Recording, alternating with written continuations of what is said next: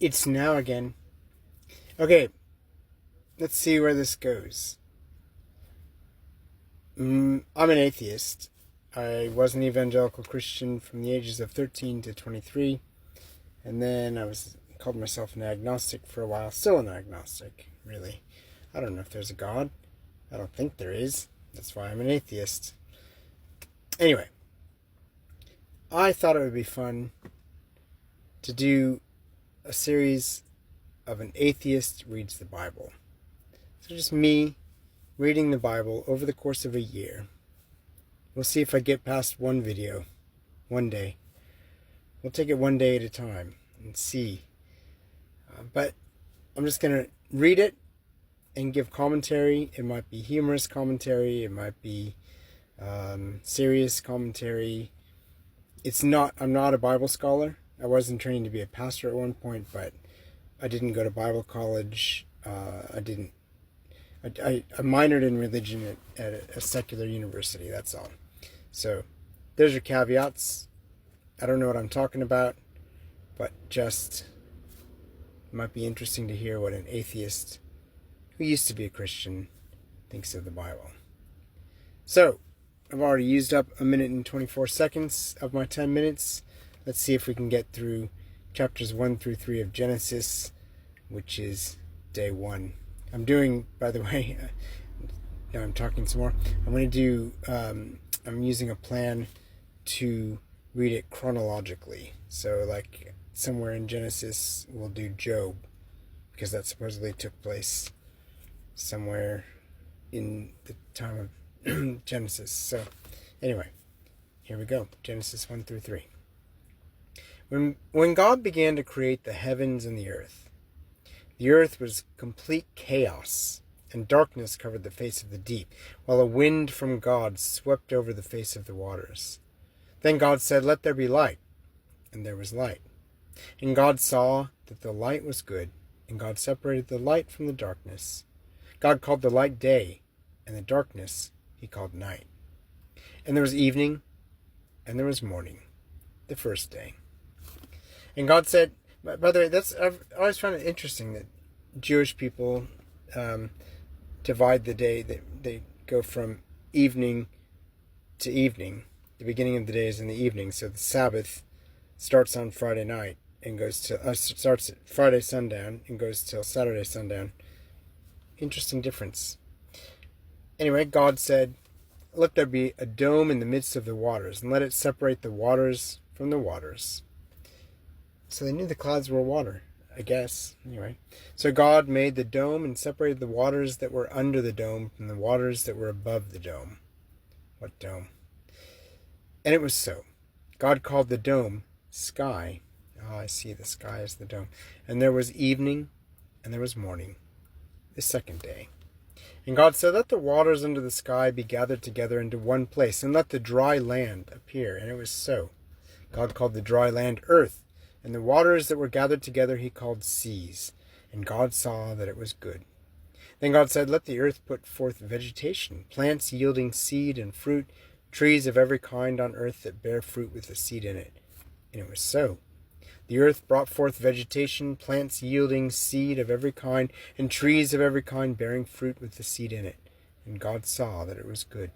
If he does say so himself. I stole that one from Ricky Gervais. And there was evening, and there was morning, the third day. And God said, "Let there be lights in the dome of the sky to separate the day from the night, and let them be for signs and for seasons and for days and years. And let them be lights in the dome of the sky to give light upon the earth." And it was so. God made the two great lights, the greater light to rule the day and the lesser light to rule the night. So that would be the sun and the moon.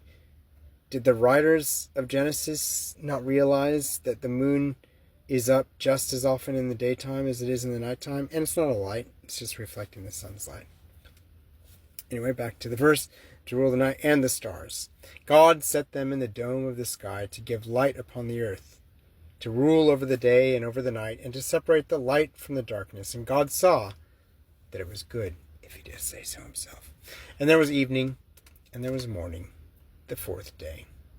And God said, let the waters bring forth swarms of living creatures, and let birds fly above the earth across the dome of the sky. So God created the great sea monsters, and every living creature that moves of every kind, with which the waters swarm, and every winged bird of every kind. And God saw that it was good. God blessed them, saying, be fruitful, and multiply, and fill the waters in the seas, and let birds multiply on the earth. And there was evening, and there was morning, the 5th day. And God said, let the earth bring forth living creatures of every kind, cattle and creeping things, and wild animals of the earth of every kind. And it was so.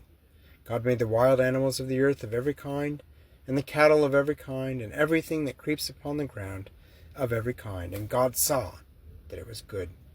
Then God said, let us make humans in our image, according to our likeness, and let them have dominion over the fish of the sea, and over the birds of the air, and over the cattle, and over all the wild animals of the earth. So, notice, let us make humans in our image, according to our likeness. So, who is us? This is the first sign, and it shows up all through the Old Testament, that Jews were not originally monotheists. They may have, I think there's a word for choosing only one God to worship. But it's clear here, God said, let us make humans in our image. There are more than one God. Have dominion over the fish of the sea, and over the birds of the air, and over the cattle, and over all the wild animals of the earth, and over every creeping thing that creeps upon the earth. So God created humans in his image. In the image of God he created them. Male and female he created them. God blessed them, and God said to them, be fruitful and multiply, and fill the earth and subdue it, and have dominion over the fish of the sea, and over the birds of the air, and over every living thing that moves upon the earth.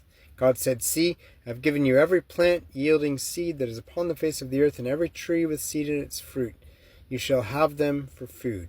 And to every beast of the earth, and to every bird of the air, and to everything that creeps on the earth, everything that has the breath of life, I have given every green plant for food. Only green plants. And it was so. God saw everything that he had made, and indeed it was very good, if he does say so himself. And there was evening, and there was morning, the 6th day. Thus the heavens and the earth were finished in all their multitude. On the 6th day God finished the work that he had done, and he rested on the 7th day from all the work that he had done. He must have been exhausted, God. So God blessed the 7th day and hallowed it, because on it God rested from all the work that he had done in creation. I'm going to end this one there. That's the... Oh, wait, sorry.